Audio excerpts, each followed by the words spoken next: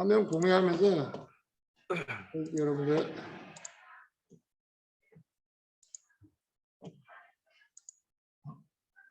자, 먼저 일단 과제란에다가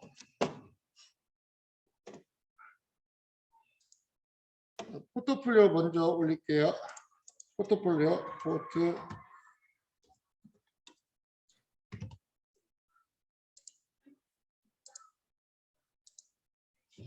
6월 8일 13시 59분까지 이거는 제가 평가를 할 거고, 자, 포트폴리오는 최소 20 슬라이드 이상. 자, 이거 평가표는 내가 나중에 공지사에 다시 올려놓을게요. 여기 하나 진행할 거고, 자, 그 다음 이제 취약점, 웹 취약점 점검 보고서, 웹 취약점 결과 보고서. 이것도 샘플 자료를 여러분들 선배들이 점수 잘 받은 샘플 자료를 몇 개 올려놓을 거예요. 이것도 수업 들어오기 전까지. 그때는 전부 다 실시간 수업으로 다 들어온다. 들어가서 하면 되고요.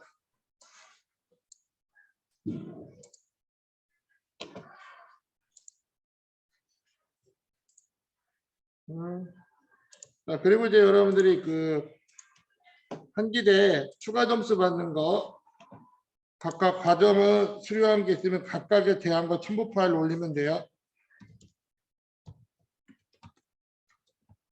이것도 기말고사 발표하는 15일 날 1시 59분까지 올린 사람들만 추가 점수 반영합니다.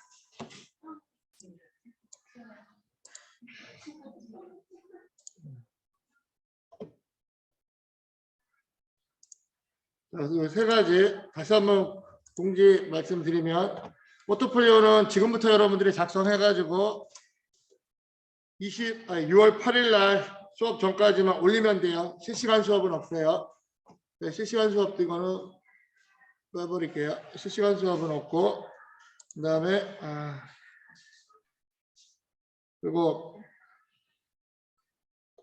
6월 15일 날은 여러분들이 2시부터 순차적으로 발표를 진행합니다. 그 웹 취약점 결과 보고서 작성한 거를 갖고 제가 여기에서 열어가지고 여러분들이 각자 실시간 줌으로 내용을 발표하면 돼요. 그거 갖고 평가 점수를 해가지고 중간고사 점수하고 기말고사, 그다음에 과제 이런 것도 전부 다 해가지고 성적을 산출한다. 근데 성적은 우리가 PBL 교과목이다 보니까 최소 40%만 A 이상, 나머지는 B 뿔 정도 점수가 나간다 라고 보면 돼요. 이거 포트폴리오 샘플 지난번 했던 거 지금 올리고 있는데 파일이 지금 잘 안 올라가서 내가 다시 한번 올리도록 할게요. 지금 계속 올리고 있는데 안 올라가서 용량 제한인가? 용량 충분히 해놨는데 왜 안 올라갈까?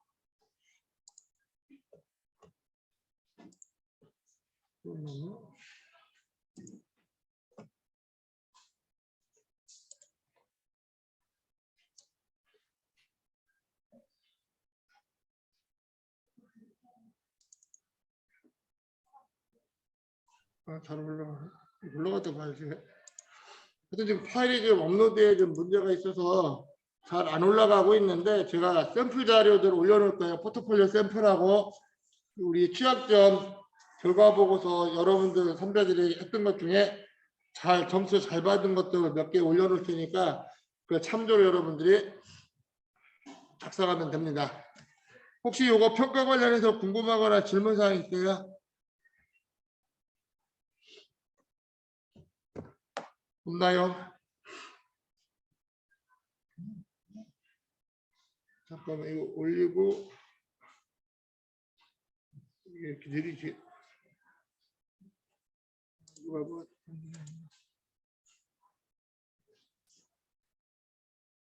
저 요약공리 잠깐. 그것도 까먹었다. 왜 그래? 너 자빵점 맞고 싶었어? 자, 요약 정리도 요날까지 기말고사까지. 이건 뭐 평상시 한 거 아니야?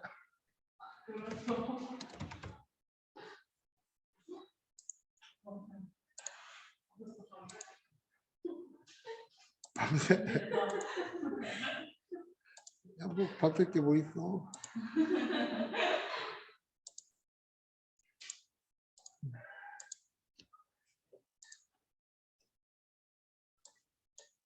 이거는 뭐 리포트니까 여러분들 과제로.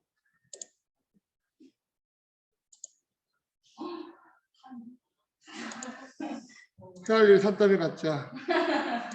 뭐 3개밖에 안 되네. 그렇죠? 이렇게 했고, 자 오늘은 이제 나머지 부분들 여러분들하고 살펴보도록 할게요. 그래서 몇 가지 이제 중요한 것들은 이제 우리가 SNS 보안 의혹 같은 경우도 좀 살펴보면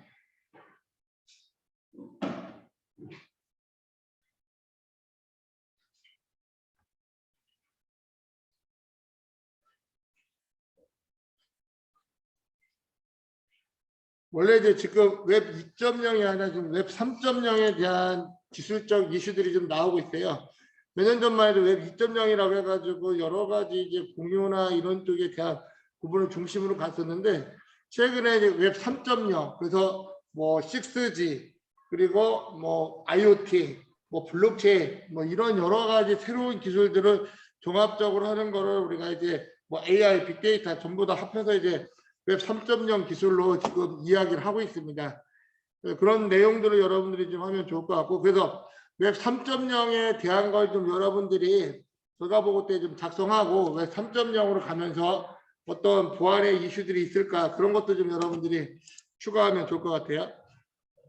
그리고 악성 소프트웨어에 대한 부분들 보면 이제 가장 요즘 최근에 극성을 부리고 있는 게 랜섬웨어를 가지고 하고 있는데 여러분들이 랜섬웨어 가면 안 될 것 같지만 이게 사회공학적인 방법으로 접근하면 안 당할 사람이 없어요. 요즘 이제 랜섬웨어에 대한 부분들 이슈들이 좀 많다 보니까 이런 솔루션들도 많이 나오고 있다. 그리고 또 이런 랜섬웨어 공격뿐만 아니라 요즘 이제 그 가정에서도 보면 요즘 스마트 뭐 빌딩, 스마트 뭐 팩토리, 그다음에 집 요즘 아파트도 어때요? 다 네트워크나 이런 것들을 통해 가지고 제어가는 시대로 가다 보니까 빌딩에 대한 즉 아파트도 지금 뭐 웹패드나 뭐 이런 것들을 통해서 해킹하고 막 그런 공격들이 다양하게 이루어지고 있어요. 계속 지능형으로 좀 공격들이 바뀌어가고 있다는 거 여러분들 알면 좋을 것 같고요.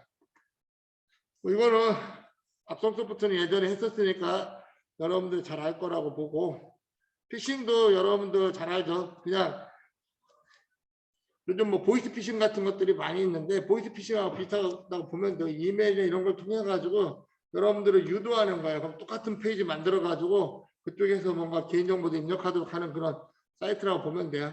이런 것들은 이제 여러분들이 URL 주소를 정확히 알면 되고 요즘은 웹페이지 복제 기술이 워낙 뛰어나 가지고 똑같이 만들어놔요. 뭐 검찰청 사이트도 똑같이 복제해서 만들어 가지고 유도한다. 근데 도메인이 좀 다르다. 검찰청 사이트 같은 경우는 뭐야? 도메인이 go.kr이나 뭐 정부 도메인을 쓰고 있어요. 근데 뭐 다른 도메인으로 뭐 co.kr 뭐 이런 식으로 유도해 가지고 갈 수도 있다. 그러면 도메인을 보고도 우리가 확인해 볼 수도 있고 또 여러 가지 이제 방법을 통해서 그리고 실제 이제 이 사이트를 복제하는 거는 뭐 금방 하는데 그 안에 있는 내용들을 좀 더 살펴보고 할 필요가 있다. 여러분들이 안 당할 것 같은데 실제 이 공학적인 방법을 이용하면 다 당해요. 주변에서도 당하는 걸 많이 봤고 여러분들이 좀 조심해야 된다. 자, 이블팀 공격은 또 이런 거예요. 뭐 유명인을 호칭해서 똑같은 걸 만드는 거야. 예를 들면 뭐 요즘 가장 핫한 축구 선수가 누구죠? 손흥민, 그렇죠? 손흥민으로 내가 페이스북을 하나 만들고 손흥민처럼 행사할 수도 있는 거예요. 뭐 그런 어떤 공격들을 이블티엔 어택이라고 한다. 새로운 용어라고 보면 되고요. 이런 것들도 이블티엔 공격도 여러분들이 한번 찾아보세요. 막 별의별 것들이 많이 나올 거예요. 그리고 요즘 최근 페이스북 같은 경우도 조심해야 될 게 여러분들이 SNS를 하는데 페이스북 같은 경우도 개인정보가 많이 유출이 돼요. 특히 전화번호로 검색하면 여러분들 페이스북 연동도 되고 막 하기 때문에 그다음에 뭐 전화번호 검색이 안 되게끔 설정 바꿔놔야 되고 특히 이제 SNS 같은 경우를 통해 가지고 어떤 다양한 개인정보를 탈취해가는 경우가 많이 있다. 그래서 그런 것들을 여러분들이 좀 주의를 기울이는 게 필요하다. 이런 것들이 이제 새롭게 나오는 방법이라고 보면 돼요. 그리고 이런 것들을 하기 위해서는 이제 위험한 사이트들을 가능하면 안 가는 게 중요하다. 그래서 뭐 이런 기본적인 부분들, 그다음 신원도용이나 이런 것들도 뭐 많이 있는데 이제 주민번호나 이런 것들 수집이 어려우니까 뭐 개인정보를 탈취해가지고 막 임의로 가입하고 하는 것들이 예전에 있었고 그런 부분들. 최근에는 모든 것들이 거래에 대한 정보들을 다 갖고 있다 보니까 이런 어떤 신원도용 같은 것들이 발생해요. 자, 그러면 여러분들 지금 이제 우리 사회적인 이슈가 뭐냐면 어떤 신뢰성에 대한 부분들을 되게 중요하게 보고 있어요. 그럼 신뢰성을 기반으로 만든 게 뭐냐면 블록체인이라고 보면 돼. 그래서 블록체인은 새로운 어떤 기술인데 지금까지 우리 인류가 살아오면서 이런 신뢰를 가질 만한 어떤 솔루션이나 기술적인 부분들은 없었어요. 우리가 말하는 뭐 공인인증서조차도 중앙에서 바꿔버리면 누가 알게 뭐야. 근데 실제 블록체인은 어때요? 상호 간의 신뢰를 기반으로 만드는 플랫폼이라고 보면 돼요. 근데 앞으로 이러한 것들이 투명한 신뢰를 줄 수 있는 쪽의 기술로 많이 확장이 될 거다. 그러면 이런 뭐 도용 같은 것들은 거의 발생할 일이 없을 거라고 보고 있고, 뭐 사이버 폭력 요즘 뭐 장난 아니죠, 그렇죠? 뭐 왕따시키는 것도 SNS도 왕따시키고 막 별의별 것들이 많이 생겨나는 것들, 그만큼 이제 뭐 카톡이나 뭐 페이스북 메신저나 이런 것들이 많이 이용하다 보니까 뭐 괴롭힘 뭐 이런 것들도 진흥화되는 것 같아요. 근데 함부로 괴롭히면 안 되죠, 여러분. 큰일 나요. 나랏밥 먹으러 가야 돼요. 좀 잘못하면 조심해야 되고. 그래서 이런 게 계속 뭐 바뀌어가고 있다, 시대적으로. 그래서 그런 것들을 좀 슬기롭게 대처하는 방법들이 좀 필요하다. 뭐 취약점 결과 보고서는 전에 얘기한 것처럼 OWASP에 있던 취약점들 내용들 기반으로 하고, 그다음 지금 트렌드들을 한번 조금만 분석해봐요. 그리고 아까 얘기한 것처럼 뭐 웹 3.0으로 갈 때 어떤 보안에 취약한 것들이 생겨날 건지, 그리고 실제 이제 여러분들이 그 기존에 선배들이 썼던 자료들 몇 개 올려줄 거예요. 그거 보고 비슷하게 작성하는데 너무 카피페이스트로만 하지 말란 얘기예요. 여러분들이 보고 이런 취약한 것들이 왜 취약한 게 발생했는지, 그러니까 OWASP는 국제적으로 하는 거고 그 기반으로 여러분들이 지금 최근에 나올 어떤 이슈들이 뭐가 있는지, 앞으로 왜 3.0이나 이런 걸로 바뀌어갈 때 어떤 취약점들이 나올 건지 그런 것들을 좀 리포팅을 하라는 얘기예요. 근데 기왕이면 좀 문서를 좀 잘 만들라. 그러면 뭐 답변이 됐을 거라고 보고 있고, 자, 웹보안의 기본 요소들을 보면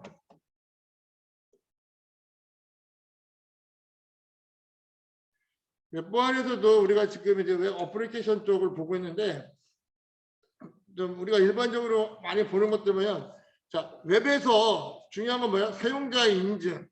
이 계정을 줘가지고 어때 사용자 인정을 해줘요. 그리고 그 사용자마다 접근을 어떻게 할 건지 통제를 해줘야 된다.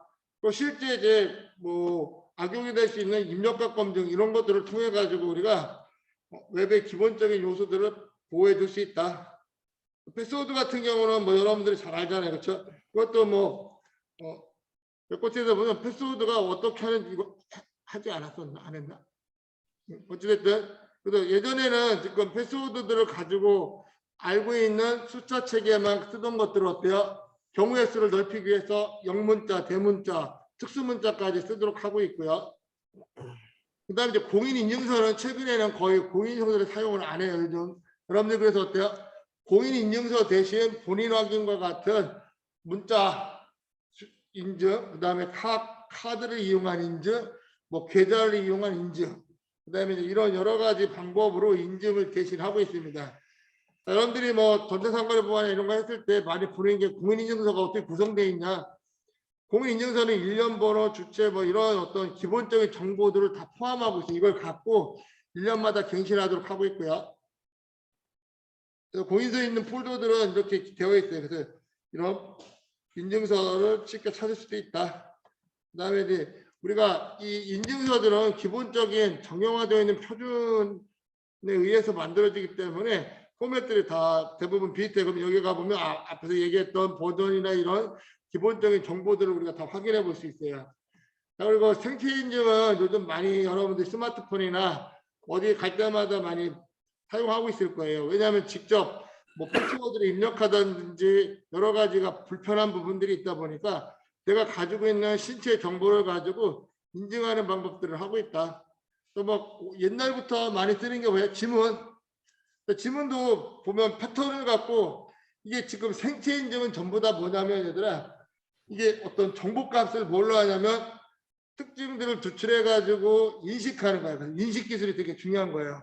인식 기술 하다 보니까 이런 경우야. 완벽하지 않다 보니까 자 생체 인증이 뒤에 나오나 모르겠는데 이런 손 모양 같은 것도 있고 망막 있고 이 부분 여러 가지 생체를 할 수 있는 부분들은 여러 가지 정보들이 많이 있어요. 생체 정보들은.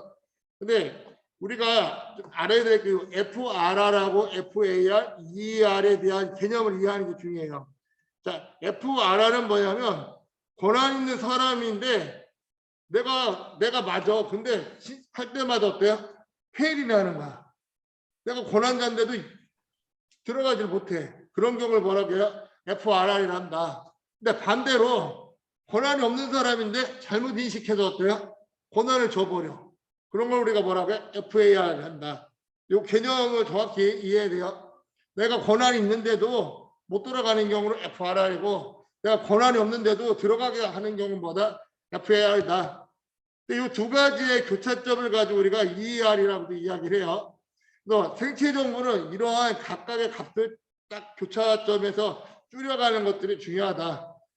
요즘은 이 오탐률이나 이런 것들을 거의 99.9%까지 가게끔 만들어야 돼요. 그게 안 되면 뭐 인증받기가 어렵다. 그래서 접근 통제는 여러분들 잘 알다시피 어때요?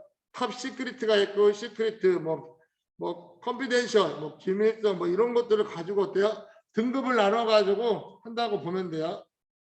자, 그다음에 접근 통제 모델은 전에도 얘기했지만 임의적 접근 통제가 있고 강제적 접근 통제가 있다. 그런 방법론을 여러분들이 정확히 알고 있어야 돼요. 임의적 접근 통제는 뭐야? 유닉스 같이 어때요? 그냥 뭐 폴더나 파일이 생겨나면 그냥 권한을 다 줘버리는 거예요. 일괄적으로. 자, 그다음에 강제적 접근 방법은 자, 벨 라파둘라, 비바, 차이니스 월 모델 뭐 이런 여러 가지 모델들이 있다. 자, 벨 라파둘라 모델 같은 경우 이 수준에 따라서 달라지는 거예요. 보안 수준이 높은 놈 있을 때는 상위 문서를 못 읽고 밑에 애들은 하위 거는 읽을 수 있는 권한을 주는 거예요. 이게 벨 라파둘라가 제안한 모델이라고 보면 돼요. 그 다음에 쓰기 같은 경우도 어때요? 상위에 있는 걸 쓰기를 허락해 주지만 밑에 있는 거는 못 쓰게 한다든지 이런 어떤 속성을 이용해 가지고 하는 방법이 벨 라파둘라의 접근 통제라고 보면 돼요. 접근 통제는 뭐냐면 어떤 시스템이 있는데 여기에 권한을 어떻게 줄 건지 그런 거를 방법론을 만든 거예요. 지금 예를 들면 뭐 우리 518호에서 수업을 하고 있는데 518호에 들어오는 사람들에 대한 거를 제어를 하는 거야. 그러면 실제 뭘로 확인해서 여러분들 신분증, 학생증을 갖고 들어올 때 체크할 수 있는 그런 방법 접근하는 거 또는 여러분이 종합정보 시스템에 접속할 때 아이디 패스워드 해가지고 하는 건 어때? 여러분들이 기본적인 접근에 권한할 수 있도록 주는 거야. 근데 거기에는 똑같은 종합정보 시스템을 쓰지만 나는 여러분들의 개인정보를 다 볼 수가 있어. 그럼 여러분들 학점이 몇 점이고 집이 어디고 뭐 부모님 뭐 이런 등등등 정보들을 보면서 해요. 이거는 근데 서약서를 다 써야 돼. 개인정보가 있기 때문에. 그래서 이런 서약서를 쓰고 나서 이제 여러분 상담하기 위해서 그런 권한을 준다. 그래서 이것도 어때요? 아무나 줄 수는 없는 거예요. 교수니까 교수도 뭐 무조건 다 볼 수 있는 게 아니라 지도학생. 대한 거. 근데 요것들을 이제 어때 단계별로 나누는 거야. 그래서 학부에 있는 조교 선생님들이 볼 수 있는 권한이 있고 교수들이 볼 수 있는 권한도 있고 이게 다 다르다. 이런 것들을 이제 우리가 어때요? 모델을 통해서 만들어 간다. 비바 모델도 대부분 이제 무결성에 중점을 두고 있다라고 보면 돼요. 근데 또 이제 많이 쓰는 게 뭐냐면 롤 역할 기반으로 알백이라고 하는데 역할 기반에 대한 걸 중심으로 많이 최근에는 접근 통제를 하고 있다. 그다음에 관리적, 논리적 방법에 있는데 관리적인 건 뭐야? 정책적으로 회사나 기관에서 맞게끔 정리하면 돼. 관리적으로. 근데 논리적인 것들은 이제 뭐 맥주수나 이런 걸 갖고 물리적으로 할 수 있는 그런 방법이라고 보면 돼요.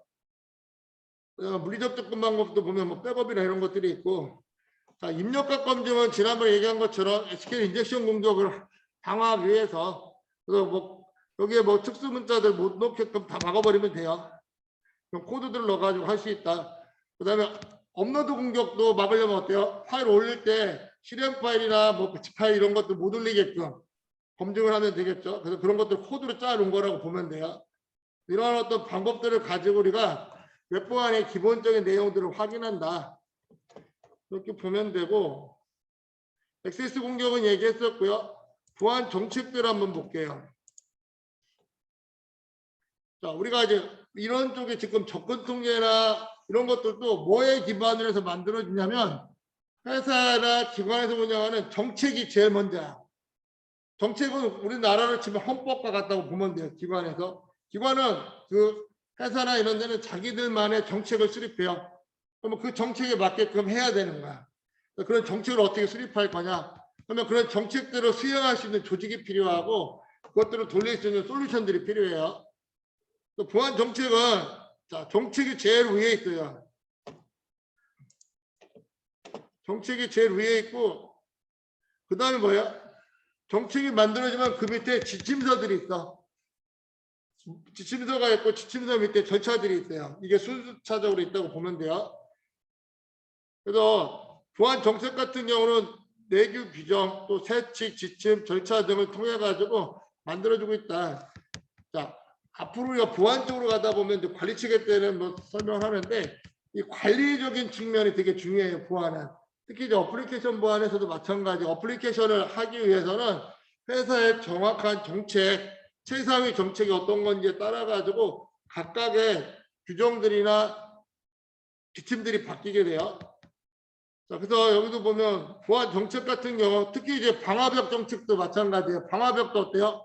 외부로 들어오고 나가는 걸 통제하는 건데 이 정책을 수립할 때 그냥 막 세우는 게 아니라 회사에 적합한 규정에 맞춰 가지고 정책들을 수립을 해야 돼요. 이런 여러 가지 정책에 대한 부분들을 설정할 수가 있다. 그러면 기본적으로 스탠다드가 있고 베이스라인, 가이드라인, 프로시저, 절차 등으로 구성이 된다.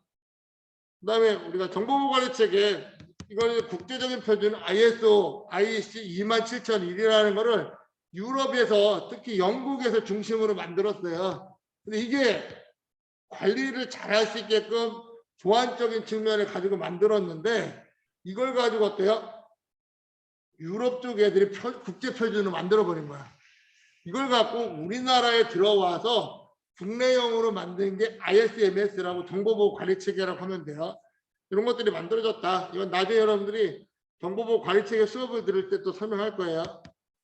자, 그래서 여기에도 보면 보안 정책, 조직, 인적 자원 뭐 이런 몇 가지의 수행해야 될 내용들이 있어요. 거의 정보보호 관리 체계가 거의 비슷하다고 보면 돼요. 그다음에 또 개인정보 관련된 사건 사고들 대부분 뭐야? 개인정보 탈취가 많았다. 근데 여기에서 보게 되면 중요한 게 뭐냐면 뭐 시스템을 해킹 공격당한 것도 있지만 실제 용역이나 이런 외부자들이 와가지고 개인 정보를 탈취해간 경우도 있어요. 그래서 사람에 대한 관리가 중요하다.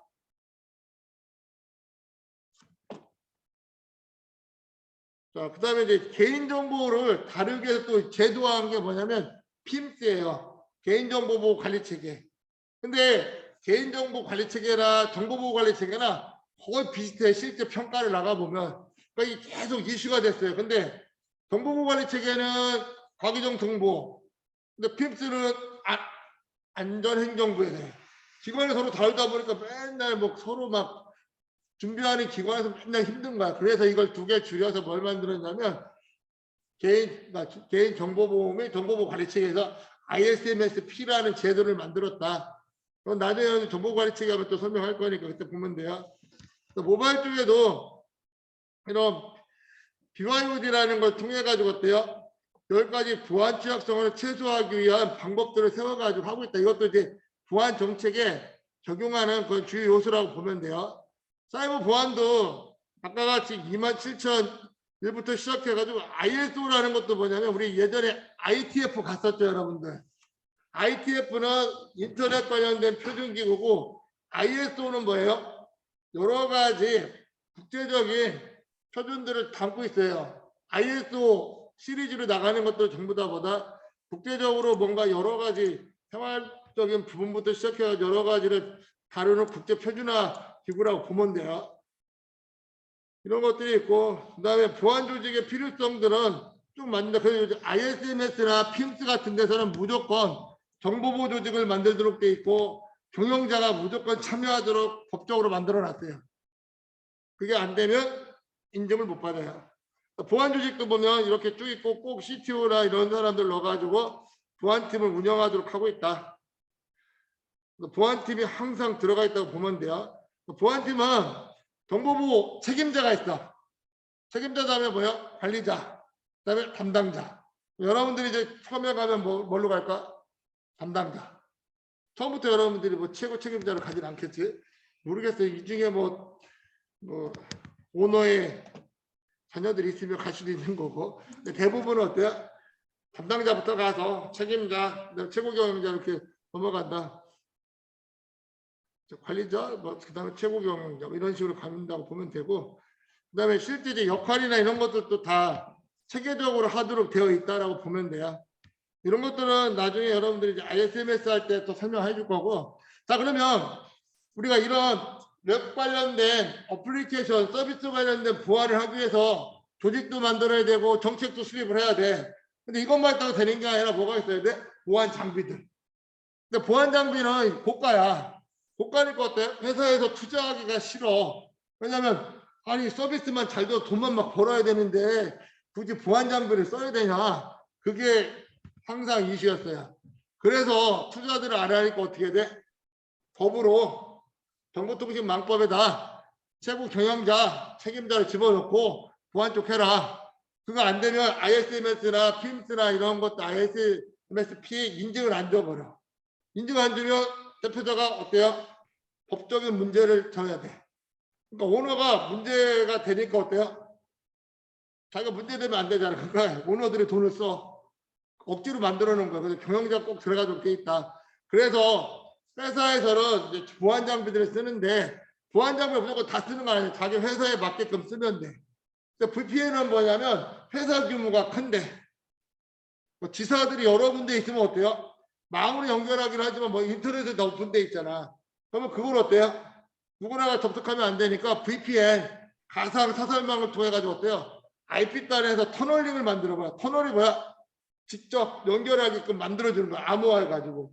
그다음 IP를 기반으로 하는 거예요. 그래서 여기 보면 VPN에서 사용하는 암호화 프로토콜, PP2, L2TF, IPsec 같은 SSL 같은 것들을 이용해 가지고 하는 거야. 이건 여러분들이 네트워크 공부하면 또 다 나와요. VPN에 이런 것들로 구성이 되어 있다. VPN도 보면 어때요? 다른 곳에서 또 터널링해서 쓸 수 있도록 만든 거라고 보면 돼요. 그 다음에 또 많이 쓰는 게 뭐냐면 ISMS. 다음에 이제 IPS. 자, IPS도 우리가 많이 쓰는 장비 중에 하나예요. 자, 근데 일반적으로 이제 방화벽 다음에 설치를 한다라고 보면 돼요. 인터넷하고 맞물려 있는 놈은 뭐야? 방화벽. 방화벽은 외부 망에서 들어오는 성능과 같은 거예요. 요거 뒤에다가 뭐야? IPS를 설치해가지고 어때요? 프리벤션 체크하는 거야. 뭐 침입이 발생 하나하나를 체크하는 게 뭐야? IPS라고 보면 돼요. 자, IPS도 있고 또 그다음 뭐야? 메일링을 쓰는 데는 메일, 스팸 메일을 차단하는 솔루션들이 있어요. 우리 백석대학교도 스팸 메일 차단하고요. 구글도 보면 어때 얘들아? 구글 지메일 같은 거 써보면 사이트 가보면 스팸 뭐 이런 거 생기잖아. 그렇죠? 그런 게 솔루션들이 다 돌아간다고 보면 돼요. 자, 스팸 메일은 메일 헤더 필터링, 그래서 광고 들어가는 거 빼고 뭐 단어들을 막 넣어가지고 필터링을 해요. 자, PC 방화벽 같은 경우는 어때요? PC상에서 방화벽을 설치하도록 되어 있다. 백신 V3 무조건 다 설치하죠. 백신 없으면 어때? 감염될 확률이 높고, 백신 깔았다고 무조건 안전한 건 아니에요. 하지만 그래도 안 하는 것보다 낫다. 또 통합 보안 솔루션들도 있다. 이건 PC에도 통합 보안이 있고, 실제 아까 IPS, 뭐 방화벽, 와프 뭐 이런 것들을 쓰는 게 일반적인데, 이거 말고도 보안 장비가 되게 많아요. 원래 여러분들 오프라인 수업하면 모든 뭐 게이트 키퍼부터 시작해가지고 뭐 APC 뭐 이런 보안 장비들을 다 조사를 하게, 그래서 그거 갖고 기말고사 시험 보고 하는데, 지금은 그게 아니니까. 그래서 이런 장비들이 뭐가 있는지 여러분들 알 필요가 있다. 그래서 우리가 이제 UTM 같은 통합 여러 개 기능들을 모아가지고 종합 선물 세트를 만든 게 있어요. 그런 것들이 이제 UTM 장비가 있다고 보면 돼요. 지금은 이제 각각의 장비들이 들어가고, 규모가 작은 회사는 그런 굳이 보안 장비를 각각을 구축하기가 어려우니까 통합 보안 솔루션들을 쓴다 요즘. 이거 방화벽 설치하는 거 그냥 여러분들 보면 될 것 같고요. DRM은 문서 보안, 즉 저작권 관련된 것들을 하기 위해서 쓰는 솔루션이라고 보면 돼요. 좀 넘기고, ESM이 아까 얘기한 것처럼 반대쪽 이글루 시큐리티에서 대부분 나온 건데, 실제 이제 솔루션 에이전트들을 장비마다 깔아가지고 전체적인 네트워크 패킷이나 이런 것들을 관제로 본다라고 보면 돼요.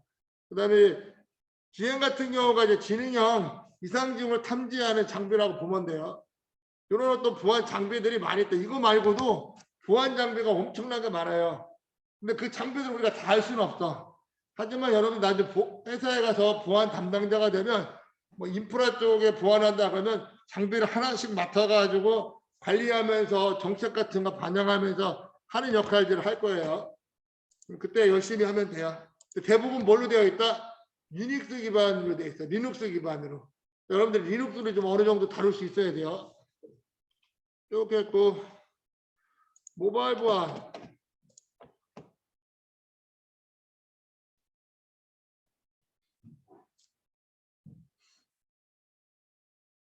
모바일 보안 쪽도 우리가 지난번에 얘기한 것처럼 안드로이드하고 iOS 보안들이 막 최근에 핫한 공격들이 많이 이루어지고 있어요.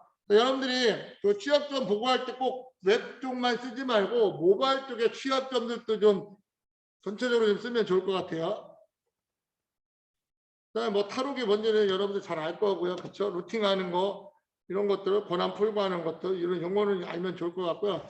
오아스비 뭐까지 했냐면 모바일에 대한 것까지도 10개를 추려가지고 어때요? 공지해요. 그러니까 모바일 기반. 그래서 모바일에서 뭐 적절하지 않은 플랫폼, 안전한 데이터 저장, 우리가 모바일 환경에서 발생하는 취약점들이 되게 많다. 그런 내용들이 쭉 나오고 있어요. 이거는 여러분들 한번 쭉 보면서 정리하면 좋을 것 같고요. 거의 뭐 인터넷하고 웹하고는 조금 차이가 있어. 스마트폰이나 이런 모바일 환경하고 유선 환경에서 쓰는 컴퓨터하고는 조금 달라요. 취약한 부분들이.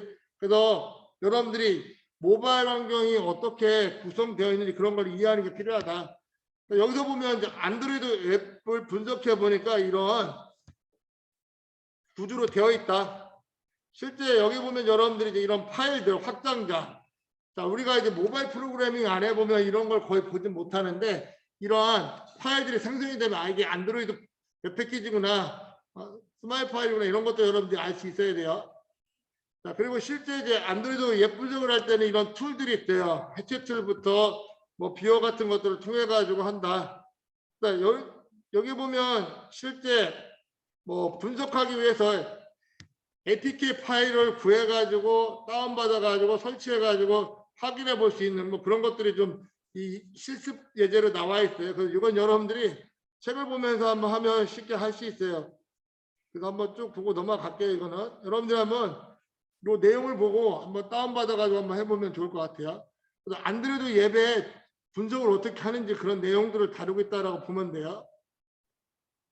그다음 이제 이 앞에서 얘기했던 가장 뭐 많은 이슈가 있었던 안전하지 않은 데이터 저장에 대한 반응은 이 자체에서 플랫폼 자체에서 만들려고 해요. 그래서 여러분들 보면 계속 안드로이드 뭐 삼성 거 쓰는 사람들 업데이트 계속 할 거예요. 아마 주기적으로. 그래서 이런 것들을 통해서 iOS도 마찬가지고 항상 이 스마트폰도 어때 계속 공격을 해. 플랫폼 공격을 막 해, 해커들이.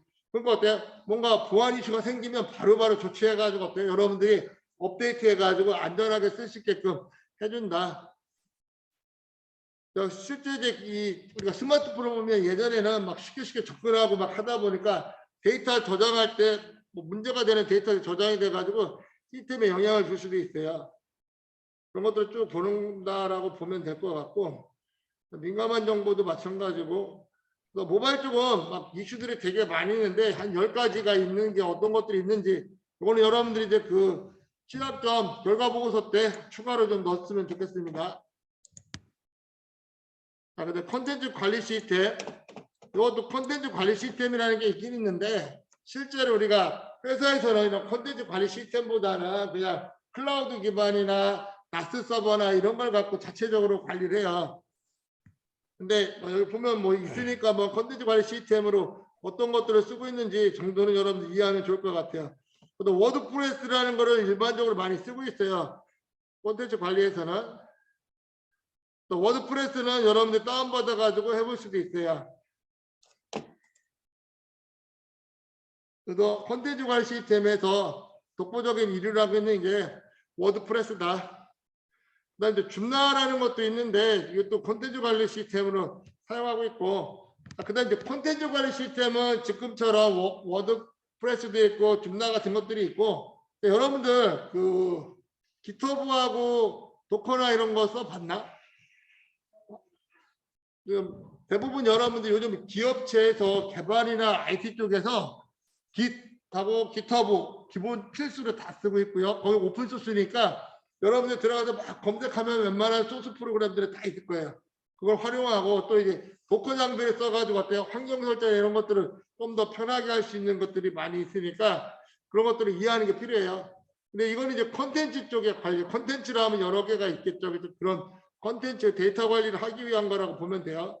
드루팔도 마찬가지고 워드프레스나 줌나에 비해서 대규모 홈페이지를 구축할 때 드루팔이라는 걸 일반적으로 많이 쓰고 있다.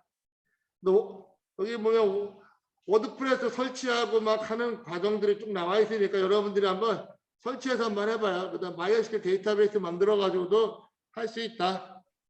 그런 것도 쭉 해보면 좋을 것 같고요. 근데 얘도 취약점들이 있어요.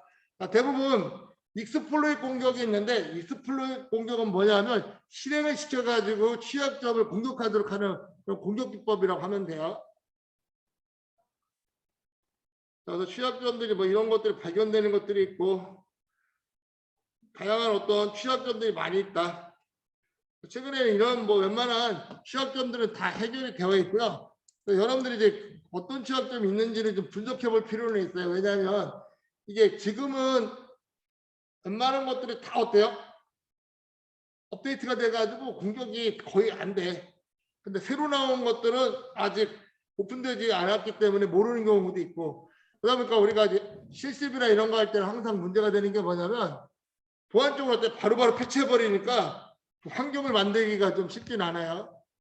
그래서 그런 어떤 이슈들이 있다고 보면 될 것 같고, 그 사이버 보안에 대한 걸 간단하게 하면 사이버 보안은 몇 개 없어요. 그냥 단지 사이버 보안에 뭐 필요한 내용들 중심으로 몇 개만 나와 있어서 보고 마치도록 할게요.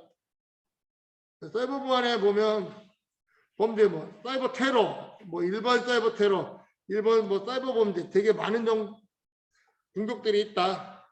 근데 혹시 여러분들 뭐 사이버 테러 이런 거 가담한 사람은 없겠지? 테러라는 건 별거 아니라 이제 이런 테러를 하기 위해서 뭐 웹이나 이런 걸 통해서 정보를 막 서로 막 하고 수도 있고 여러 가지 어떤 방법으로 응용을 할 수 있어요. 영화에 나오는 뭐 그런 것들이 가능하다. 그다음에 사이버 스파이 같은 경우도 마찬가지고요. 그다음 여기 보게 되면 이런 다양한 지금 우리나라에 뭐 웬만한 것들은 어때 북한 해커들이 공격 웬만한 다 하고 있고 특히 이제 최근에는 블록체인, 코인 쪽을 많이 공격을 한다고 하더라고요. 돈이 되는 쪽. 이런 어떤 공격들이 많이 이루어지고 있다. 그러면 이런 것들 이제 탐지하기 위해서 국정원 밑에 뭐야 사이버 대응, 테러 뭐 그런 기구들도 우리나라에도 있어요. 여러분들이 좀 그런 쪽 기관에 가서 일하는 것도 좀 좋은 것 같고 사이버 전쟁 요즘은 전쟁이 막 예전처럼 막 그런 게 아니에요. 사이버를 통해서 공격들이 이루어진다. 먼저 선제 공격으로. 지금 우크라이나하고 러시아하고 할 때도 어때요? 사이버전 치열하게 하고 막 그런 여러 가지 전쟁들이 이루어지고 있다고 보면 돼요. 또 요즘 보면 옛날처럼 막 이런 게 아니에요. 요즘 뭐 아이패드 갖고 다니면서 거기서 직접 막 공격하고 막 하는 그런 것까지 가능하다라고 하더라고요.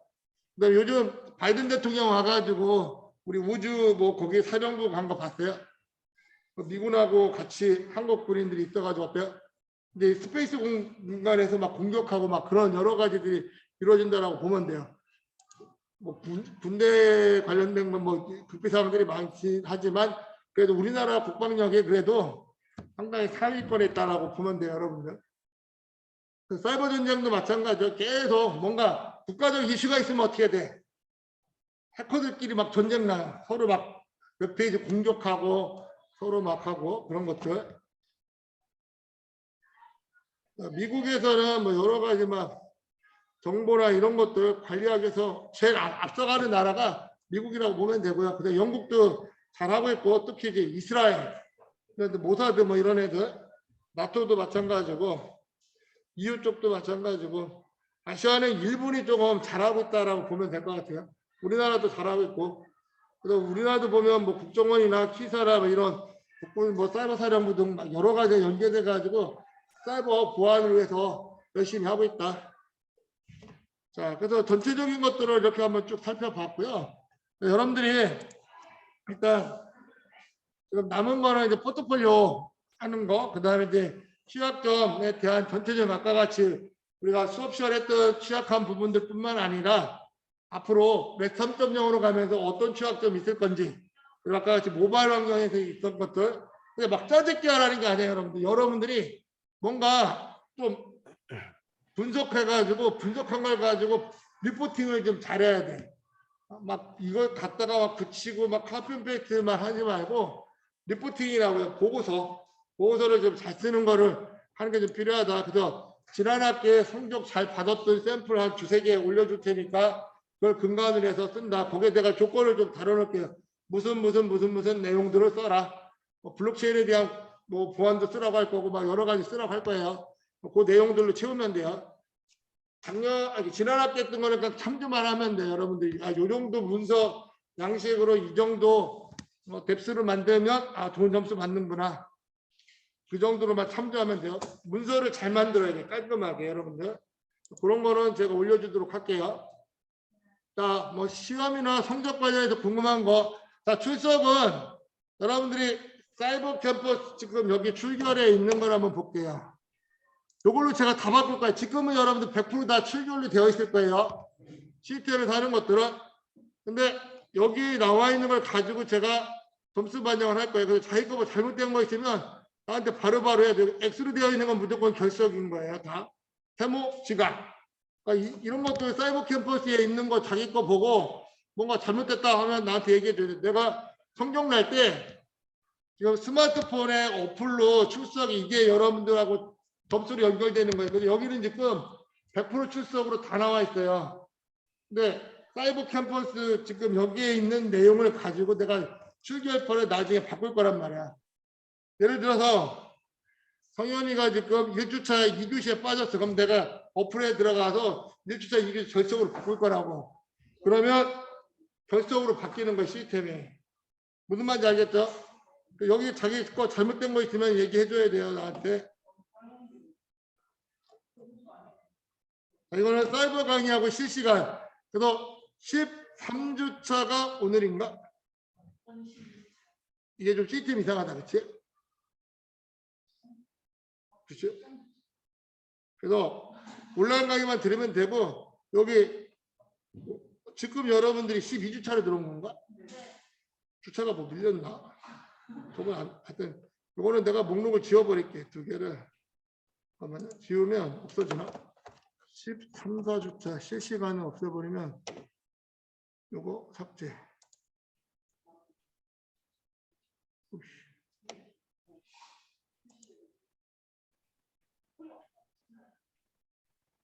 없어졌죠. 그치? 없어졌지?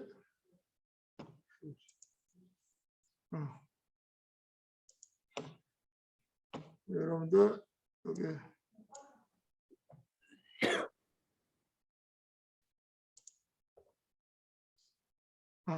없어졌다. 그쵸?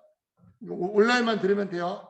오늘까지는 실시간하고 오늘까지고 들은 거는 또 영상을 올려놓을 거예요. 제가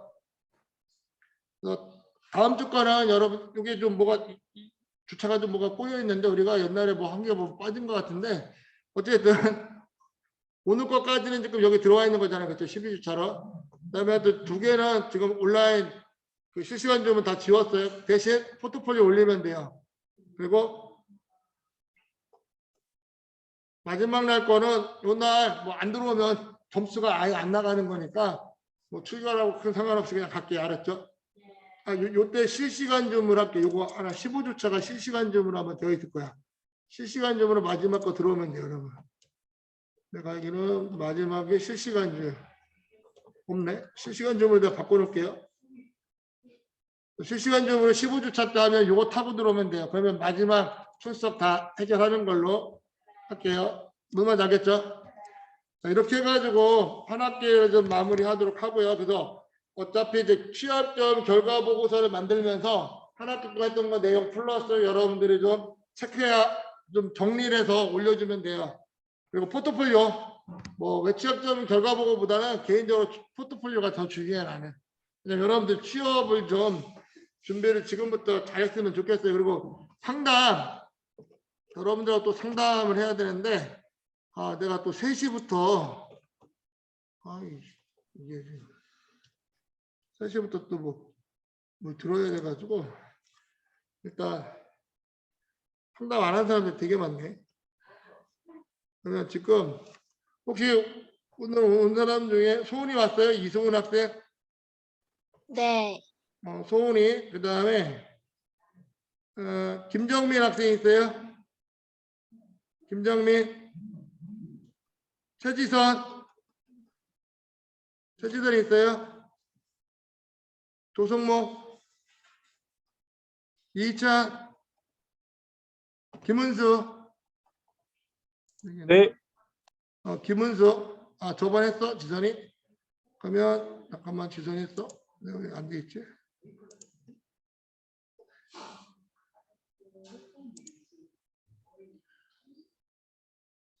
지선이가 관리체계하고 같이 됐니? 지선아? 관리체계 됐었나? 그러면 소은이하고 저번에 관리체계 자 소은이하고 시간이 좀 많이 없어서 소은이하고 그 다음에 아까 누가 있었지? 지선이 승목이 있었나?